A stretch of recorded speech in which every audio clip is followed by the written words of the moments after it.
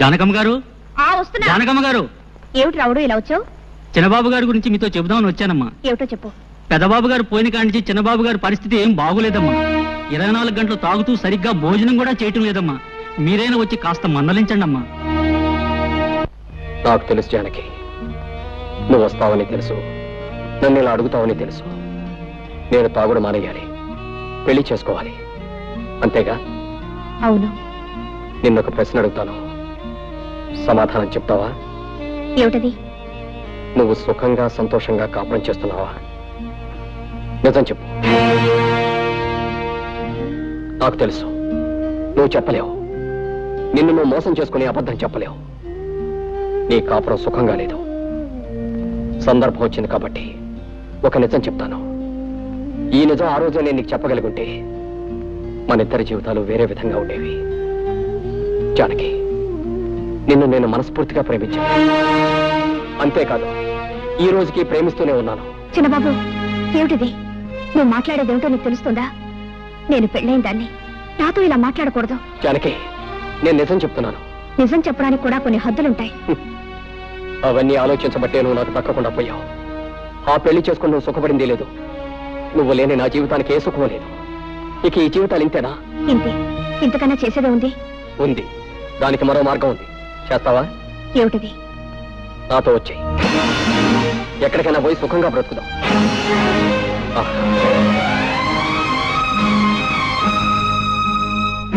బాగా ఆలోచించు. దీనికి ధైర్యం కావాలి. సాంప్రదాయాలు చట్టుబండ్లు అంటూ ఆలోచిస్తే ఈ ముడి పెడదు. మనసులో ముడిపడకపోతే నీ మెడలో వేలాడుతున్న ఆ పసుపు తాడికి 3 ముళ్ళున్నా ఒకటే, 30 ముళ్ళున్నా ఒకటే. ఇష్టం లేని కాపురం చేస్తూ నీకు నువ్వు అన్యాయం చేసుకుంటూ నీ భర్తకు కూడా అన్యాయం చేయకు.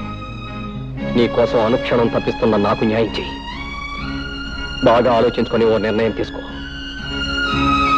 నన్ను తాగొద్దని కదా నువ్వు అన్నావు. తాగను. ఎప్పటి వరకు తెలుసా? ఈ రోజు రాత్రి 12 గంటల వరకు నీ కోసం ఊరు బయట తోట దగ్గర వెయిట్ చేస్తూ ఉంటాను. నువ్వు వస్తే ఇది నాకు శాశ్వతంగా దూరం అవుతుంది.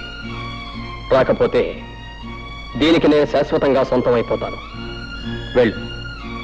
బాగా ఆలోచించుకొని నిర్ణయించుకో.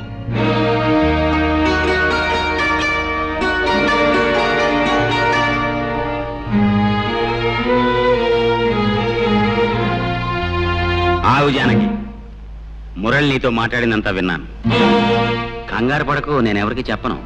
నువ్వు నన్ను చీడ పురుగని పేడ పురుగని చాలాసార్లు అన్నావు. నేనెప్పుడు ఫీల్ అవ్వలేదు, అవ్వను. ఎందుకంటే నిజానికి నేను పట్టు పురుగు లాంటి పురుషుణ్ణి. పట్టుదారులు లాంటి అందమైన ఐడియాలు ఇస్తాను. నీకు మంచి సలహా చెప్తా విను. మురళి నేను అడిగినంటూ తప్పేమీ లేదు. నువ్వు అతను కూడా వెళ్ళిపో. ఏమిటి నువ్వు అనేది? అవును, మన పురాణాలు తిరిగే చూడు ఎన్ని ఉదాహరణలు ఉన్నాయో. బృహస్పతి భార్య తార తన భర్త దగ్గర చదువుకోవడానికి వచ్చిన చంద్రుడితో లేచిపోయింది. ఆవిడ్ని పతివ్రత కాదన్నారా ఎవరన్నా? రాముడు కాలు తగిలి మళ్ళీ మనిషి అయిపోయిన అహల్య కథ మనందరికీ తెలుసు. ఆవిడ్ని పతివ్రత కాదన్నారా ఎవరన్నా? 5గురు భర్తల్ని సుఖపెట్టిన ద్రౌపదిని నువ్వు పతివ్రత కాదు అంటానికి ఈ దేశంలో దమ్ముందా ఎవరికన్నా? అంచేత మురళి అడిగిందంటూ తప్పేమీ లేదు. నువ్వు అతను కూడా వెళ్ళిపో. వ్యవసాయం చేసే మొగుడు, ఎప్పుడు ఏడ్చే పిల్ల, ఇదంతా ఓ పేడకల్లా మర్చిపో. ఈ బంధాలన్నీ తెంచుకుని స్వేచ్ఛగా ఎగిరిపో.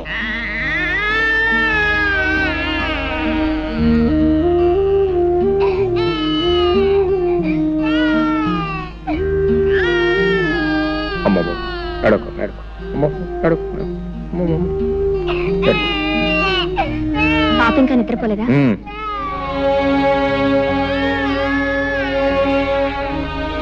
నువ్వు భోంచేసావా?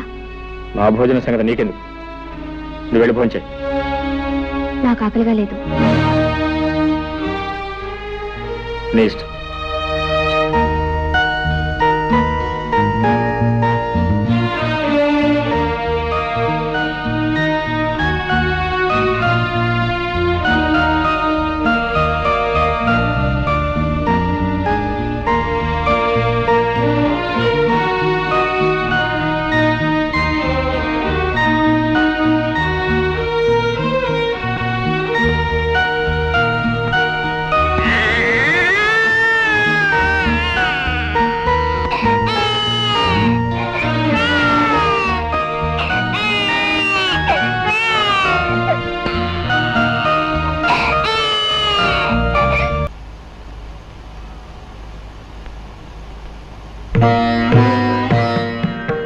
మనసులో ముడిపడకపోయిన తర్వాత నీ మెళ్ళో వేలాడుతున్న పసుపు తాడుకు 3 ముళ్ళున్నా ఒకటే, 30 ముళ్ళున్నా ఒకటి. ఇష్టం లేని కాపురం చేస్తూ నీకు నువ్వు అన్యాయం చేసుకుంటూ నీ భర్తకు కూడా అన్యాయం చేయకు. నీ కోసం అనుక్షణం తప్పిస్తున్న నాకు న్యాయం చేయి. పురాణాలు తిరగేసి చూడు. బృహస్పతి భార్య తారేం చేసింది? భర్త